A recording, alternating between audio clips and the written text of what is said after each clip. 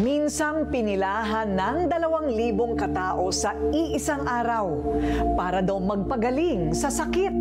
Ang pari kasing ito, may kakayahan daw na gumamot ng mga karamdaman.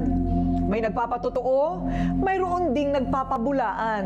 Kayo na siguro ang huhusga sa mapapanood ninyo. Ano nga bang mayroon sa mga mapaghimalang kamay ni Father Nelson?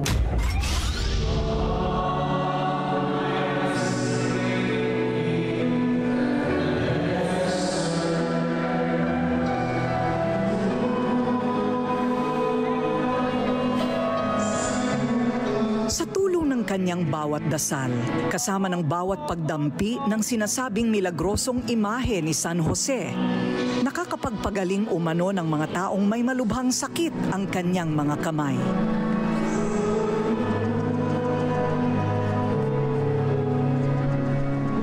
Anong misteryo mayroon ang tinaguriang makabagong healing priest na si Father Nelson? Nito lamang Lunes, alas 4 ng hapon, naabutan ng Rated Corina si Father Nelson na naghahanda para sa gaganaping healing mass dito sa simbahan ng La Anunciata sa Muntinlupa. Ang mga tao unti-unti nang nagdadatingan at matyagang naghihintay. Mayroong naka-wheelchair, mayroon ding may bukol sa leeg. Hindi mo ako nawala ng mag-asa, basta tiwala lang po kay buong San Jose at saka kay Jesus Christ. Talagang answer prayer sa Kanya. Pag may sakit, ay bakit sa Diyos lumalapit? Isa sa mga dumalo sa healing mass ng pari, ang 64 years old na si Mang Gerardo.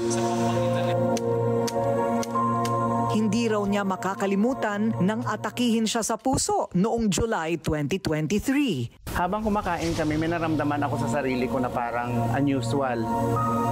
Nasabi ko bakit parang may hyperacidity ako. So tumayo ako, uminom ako ng warm water, pinagpapawisan ako ng talagang as in sobrang pawis. Nakita ako ng misis ko, sabi niya, "Ba't ganyan itsura mo? Parang namumutla ka. Siguro kailangan mo na ako itakbo sa hospital." Pagdating nila Mang Gerardo at ng kanyang misis sa ospital, dito napag-alaman na may 2 ugat sa kanyang puso ang barado na, dahilan kung bakit siya inatake sa puso. Agad pinayuhan si Mang Gerardo na sumailalim sa operasyon, pero gustuhin man nila, kapos naman sila sa pera. Kaya nagpasya silang ipagpaliban muna ito habang kumakalap ng sapat na pondo para pang-opera. Kasi delikado, hindi pwede, baka anytime pwede sang atakihin. Kailangan may kasamang doktor at saka nurse. Wala kaming pera wala kaming hinahawak ng pera that time, wala talaga. Kapag sinabi ko, kailangan, totoo. Walang dagdag, walang bawas, walang kasinungalingan. Galit kasi ako sa manloloko, sa sinungaling at sira sa salita. Ang lakas maka-unprofessional ng walang integridad. Ganon din dapat sa pagpili ng sabon para sa mukha at balat ng sarili nating katawan. Dapat sigurado, dapat kumpleto, dapat epektibo. Kaya ang payo ko sa inyo, huwag iasa sa mga bolero ang kutis na pinapangarap ninyo. Dito kayo sa may kredibilidad, integridad, proven and tested. Skin Pro.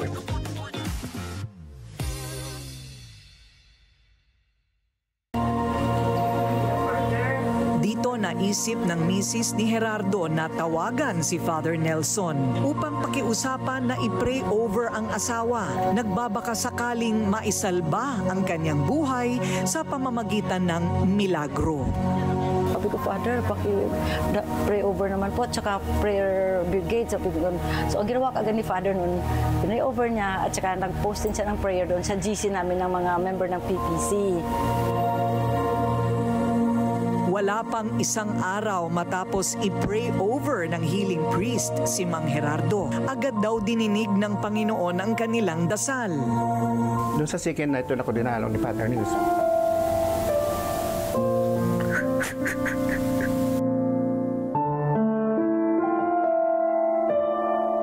Tapos, pinre-over niya ako.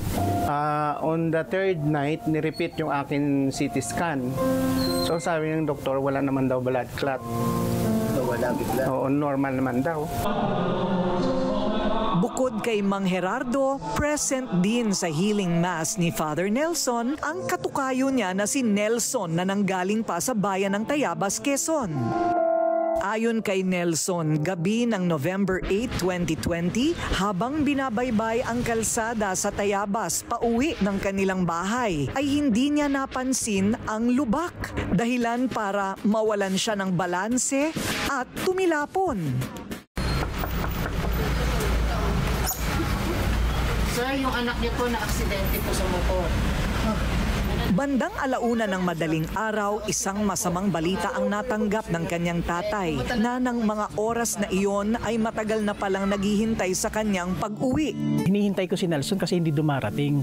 Alauna 30 ng madaling araw, biglang may kumatok na taga Tayabas Rescue na hinahanap nga raw ako dahil magda daw ako mabibigla kasi yung anak kong si Nelson ay naaksidente. Pagdating ko sa ospital, ay umuungol na lang yung anak ko. Siyempre napakasakit sa isang ama na makita mo ang anak mo na gano'n na sitwasyon na dumudugo yung ilong, yung bibig, yung tenga.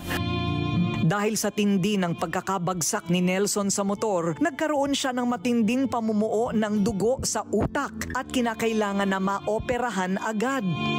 Sa ibabaw ng utak niya mayroong dugo talaga na kailangang i-drain. Tapos sa labas ng lining ng yung kabuuan ng utak niya, yung may lining doon, may dalawang nakaipit na dugo na kasi baka 3 days lang itagal ng buhay ng anak ko. Bago operahan si Nelson, naisip ng kanyang tatay na i-video call ang healing priest para hilingin na i-pray over ang kanyang anak. Matapos ang 2 araw simula nang i-pray over ng pari ang anak ni Fernando, laking gulat nila nang sabihin ng doktor na hindi na kailangang sumailalim sa operasyon si Nelson. Himalang na walang parang bula ang namuong dugo sa utak ng kanyang anak. Na pinakita sa akin yung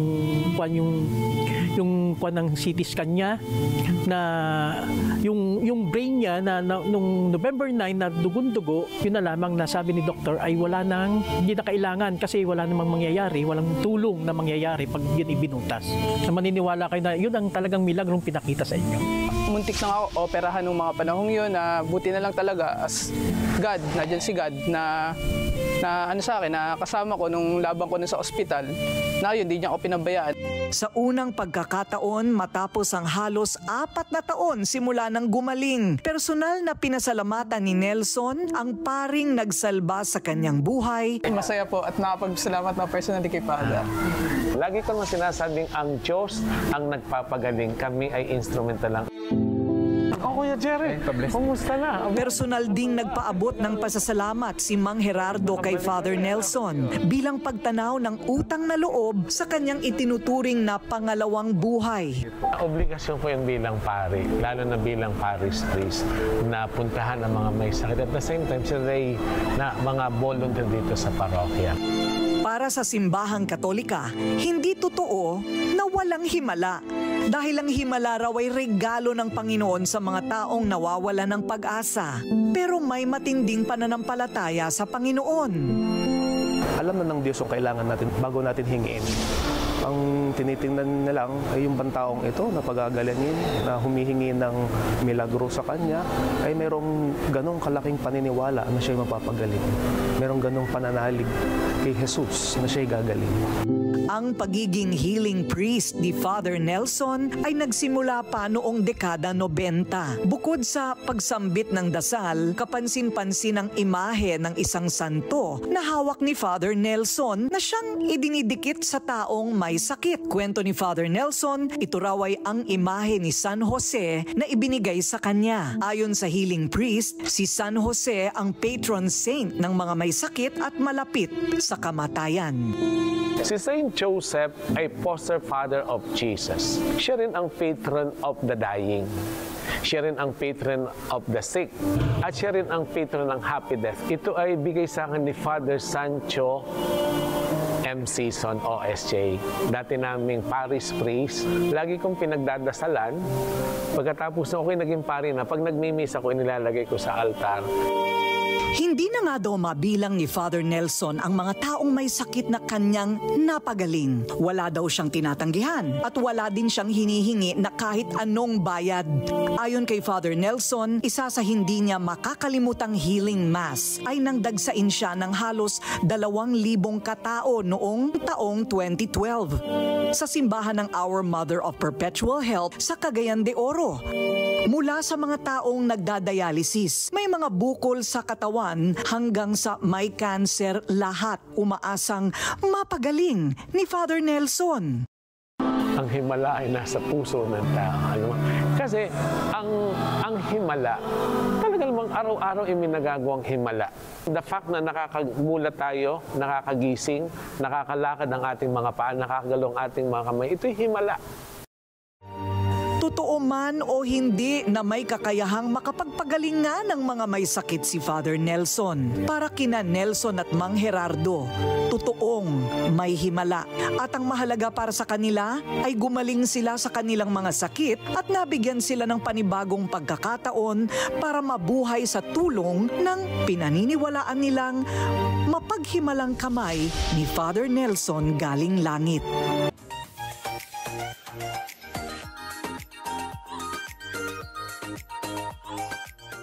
The current superstar of our line is none other than our soap.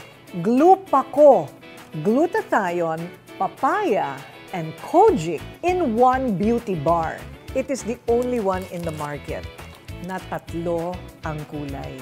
Ang hirap gawin pero sabi ko, bakit ako kailangan mamili between papaya, glutathione, and kojic? Nakakalito yung mga makikita mo sa eskaparate, di ba? So, dito ka na all in one. All 3 actives for whitening, moisturizing, and anti-aging in one soap. And this is another superstar. Ginawa naming mas maliit kasi hindi ba yung iba nagtitipid. So ito, 2 ang laman. 2 ang laman para hindi nga naman mabilis matunaw. This one is your best bet for overall whitening and moisturizing. Glupaco soap.